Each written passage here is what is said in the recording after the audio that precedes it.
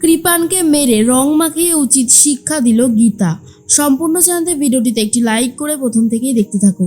গল্পের শুরুতেই দেখা যায় কাব্য রং মাখাতে চলে এসেছে স্বস্তিককে, কিন্তু স্বস্তিক বারণ করে আর বলে আমাকে রং মাখাতে হবে না, আমার গালে অলরেডি রং লেগে আছে। বুঝতে পেরেছ? শোনো, তুমি তোমার বাবা মাকে বলো একটা ভালো ছেলে দেখতে যাকে তুমি বিয়ে করবে, তার সাথে যত ইচ্ছে আবির খেলো, আমাকে এরকমভাবে রং মাখাতে আসবে না। আমার স্ত্রী আছে, সেই কথাটা ভুলে যেও না।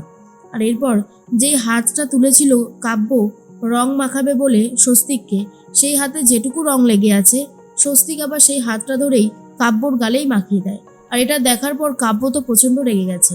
অন্যদিকে দেখা যায় যে গীতা চলে গেছে সেই কলোনিতে। সেখানে গিয়ে আগে পদ্মকে সাইড করে দেয় আর বলে, শোন পদ্ম, তুই এখান থেকে কোথাও যাবি না, যতক্ষণ না তুই বিচার পাচ্ছিস ততক্ষণ তুই কোথাও এখান থেকে নড়বি না, তোকে বিচার পাইয়ে দেওয়ার দায়িত্ব এই আমার। এর মধ্যেই গীতা তো সাইড করে দিয়েছে পদ্মকে। এরপরে গুন্ডাগুলোকে মারতে শুরু করে। আর তখনই দূর থেকে কৃপান দেখে বলে, এই তো টোপ এসে গেছে, এইবারে একে উচিত শাস্তি দিতেই হবে। আর অন্যদিকে দেখা যায় স্বস্তিকও বেরিয়ে পড়েছে গীতার কাছে আসবে বলে।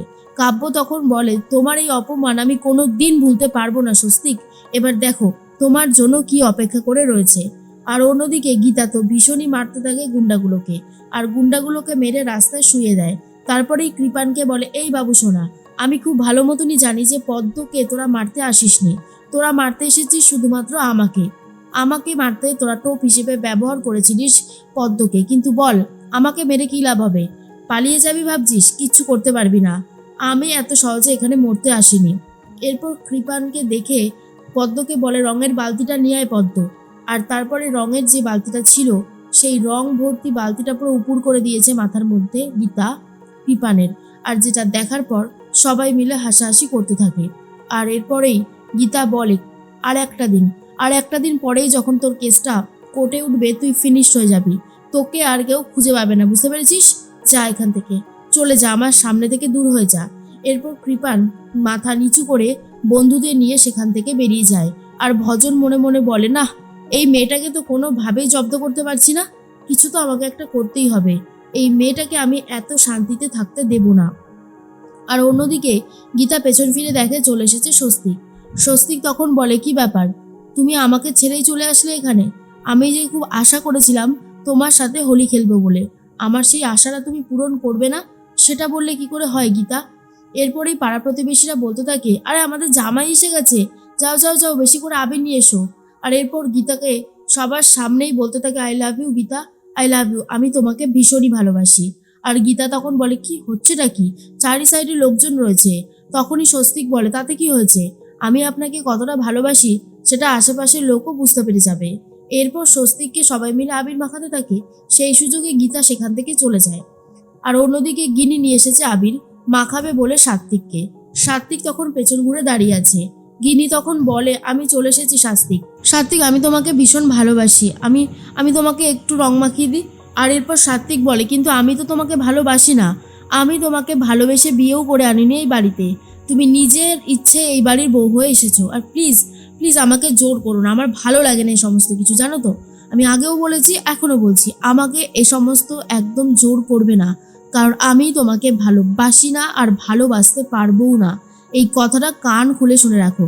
আর তার মধ্যেই তখনই সাত্বিক বারবার করে গিনিকে ইনসাল্ট করলে গিনি তখন বলে, তুমি না হয় আমাকে রং দেবে না, কিন্তু আমি তো তোমাকে রং দিতেই পারি। এই বলেই একটু আবির নিয়ে সাত্বিকের পায়ে দেয়। আর সাত্বিক তখন বলে, হয়েছে তো, এবার তুমি যাও, আমার এসব ভালো লাগছে না।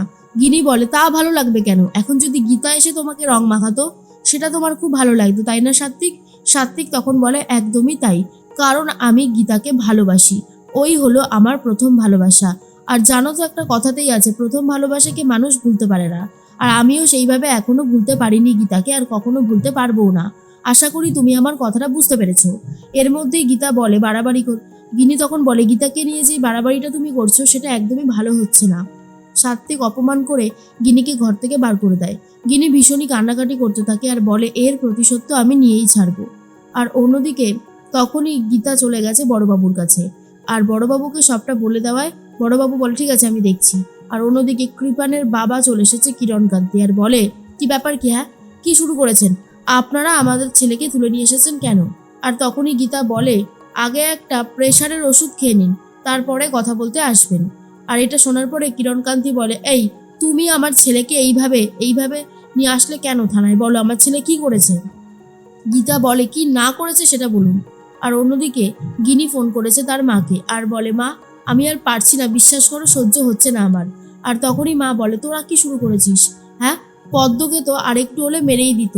আর তারপর গীতারও আজকে শেষ দিন ছিল জীবনে, কেন করছিস তোরা এই মারামারিগুলো? এরপর তো কারোর প্রাণ যেতে বসবে, সেটা কি ভালো হবে? আর গিনি তখন বলে, আমি তো কারোর প্রাণ নিতে চাই না মা, আমি কারোর প্রাণ নিতে চাইনি আর আজও চাই না। তোমার ছোট মেয়ে খুব ভালো মা, আমি ওকে কখনোই হিংসা করি না, আমি ওকে ভয় পাই। ও যদি আমার বাড়িতে এইরকমভাবে চলতে থাকে সবসময়, তাহলে একটা সময় সাত্বিক আর আমার দিকে ফিরেও তাকাবে না, সব কিছু শেষ হয়ে যাবে। ও তো বিয়েই করেনি স্বস্তিককে, এইরকমভাবে না বিয়ে করে দিনের পর দিন কি ওরা এক ঘরে কাটাবে? ওরা এটা কি করছে মা, আমি তো কিছু বুঝতে পারছি না। তখনই গিনির মা বলে, কিন্তু তুই এতটা নিশ্চিত কি করে যে ওরা বিয়ে করেনি? আমি কি করে বুঝবো বলতো? ওরা যদি বলে যে ওরা বিয়ে করেছে, তাহলে তো আমার বিশ্বাস করা ছাড়া আর কোনো কাজ নেই। কিন্তু গিনি বারবার করে বলতে থাকে, না বিয়ে করেনি ওরা, ওরা বিয়ে করেনি, এটা সম্পূর্ণ মিথ্যে কথা। আর তখনই গিনির মা বলে, এখনো সময় আছে মা, তুই নিজেকে বদলা আগে, তুই এইরকম ভাবে ভুলভাল প্ল্যান করিস না, তাতে তোর বোনের ক্ষতি হতে পারে। এর মধ্যে কিরণকান্তি বলে, এই অফিসার, আপনি জানেন না আপনি কার ছেলেকে তুলে নিয়ে এসেছেন? আর তখনই গীতা বলে, পদ্মকে টোপ হিসেবে ব্যবহার করে আমাকে মারতে চেয়েছিল ওই বাবু সোনা, ওকে আমি উচিত শিক্ষা দিয়েছি, এরপরও যেখানে বাড়াবাড়ি করবে আমি সেখানে গিয়েই ওকে মারব। আশা করি আপনি আমার কথাটা বুঝতে পেরেছেন। কিরণকান্তি বলে, এই গীতা, তুমি কিন্তু ধৈর্যের সমস্ত সীমা পেরিয়ে যাচ্ছ। গীতা তখন বলে, আজ্ঞে না, আমি কোনো ধৈর্যের সীমা পেরিয়ে যাইনি, বরং আমি যা বলছি আর আমি যা করছি তা একদম সত্যি কথা।